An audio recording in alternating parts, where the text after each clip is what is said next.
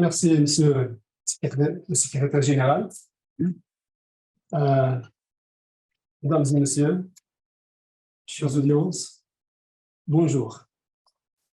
D'abord, permettez-moi de remercier chaleureusement Madame Salwa Mazouz qui m'a offert cette occasion pour participer dans cette rencontre scientifique de qualité. Aussi, je remercie chaleureusement mon ami, M. Ali Karo, le président du juge, le président de la Cour de Challenge, qui m'a offert aussi cette occasion pour participer dans ce colloque très important. L'intitulé de mon intervention, c'est Magistrat et patrimoine judiciaire au sud du Maroc. Dans cette intervention, j'aborderai le patrimoine judiciaire immatériel au sud du Maroc, en particulier le patrimoine judiciaire coutumier, en raison de sa fécondité, de sa diversité et de son impact sur le système judiciaire marocain à travers l'histoire. Puisque cette conférence internationale s'intéresse durant cette session tenue au Royaume du Maroc, aux juridictions suprêmes des pays francophones, j'ai préféré de travailler sur ce côté-là de la raison de son importance. Avant d'aborder ce sujet, il est nécessaire de se poser quelques questions qui l'encadrent, notamment 3 questions. Que signifie l'héritage judiciaire coutumier dans le sud du Maroc? Quelle est son importance dans le système judiciaire marocain? Enfin, quels sont les facteurs qui ont conduit à sa diffusion? Concept et définition. Le patrimoine judiciaire coutumier au sud du Maroc signifie tous les vestiges matériels et immatériels qui sont liés au système judiciaire coutumier, comme les lieux de mémoire, mosquées, sanctuaires, zaouïas, synagogues, ksor, magasins collectifs, c'est-à-dire les greniers, on les appelle en langue amazigh, les igoudal, marché, place publique et tout ce qui est humain, par exemple, chef de tribu, juriste, savant, juge, notable, les shérifs et les rabbins. Et les vestiges matériels comme les actes, les documents, les archives, les systèmes judiciaires, les modes et registres de contentieux, etc. Puis, les traditions et coutumes répandues dans le sud du Maroc. Donc, tout cela fait partie du patrimoine judiciaire dans le sud du Maroc.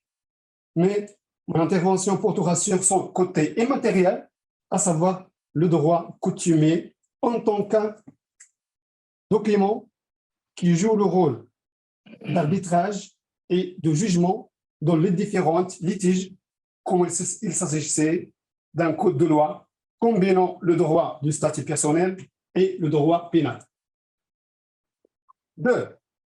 L'importance de l'héritage judiciaire coutumier dans le système judiciaire marocain.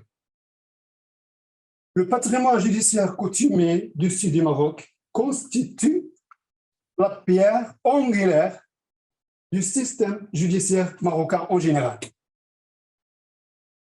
Il faut signaler que le système judiciaire marocain s'articule sur 6 éléments de base.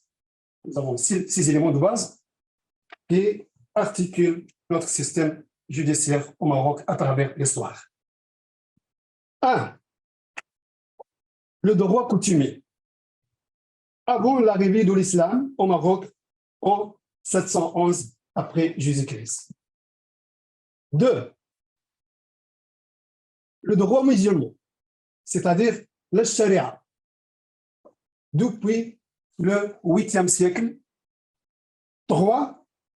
Le droit makhzanien, qui fait partie du pouvoir politique au Maroc depuis les Almohades au XIIe siècle. 4. Le droit hébreu, ou bien hébraïque, c'est le droit juif depuis le 14e siècle. Et pour signaler, à mes connaissances, le Maroc, c'est le seul pays au monde qui a installé ce droit spécifique pour les Juifs depuis le 14e siècle. Jusqu'à maintenant, le Maroc, c'est le seul pays, à mes connaissances, qui a installé ce droit spécifique pour les Juifs, comme les autres dérivés, comme je vais citer. 5. Le droit consulaire. Pour les Européens et les étrangers, de manière générale. Le 17e siècle. C'est-à-dire, les Européens, les étrangers ont aussi un droit aussi au Maroc depuis le 17e siècle. 6. Le droit colonial français et espagnol. Ce qu'on appelle le droit moderne depuis l'installation du protectorat français au Maroc après la signature du traité de Vèze le 30 mars 1912. Donc, le droit coutumier occupe une place capitale au sein du système judiciaire marocain en raison de son ancienneté, de sa continuité et de sa fécondité. 3. Les facteurs qui ont conduit à la généralisation du système judiciaire coutumier dans le sud du Maroc. Pour approcher ces facteurs, il faut indiquer que le dynamisme des activités collectives, la multiplicité des besoins communautaires et les défis croissants ont obligé les sociétés du sud du Maroc à y répondre à travers des systèmes coutumiers multiples et intégrés dans le cadre des activités collectives couvrant divers aspects de la vie tribale. Par exemple, les magasins collectifs ou bien les greniers,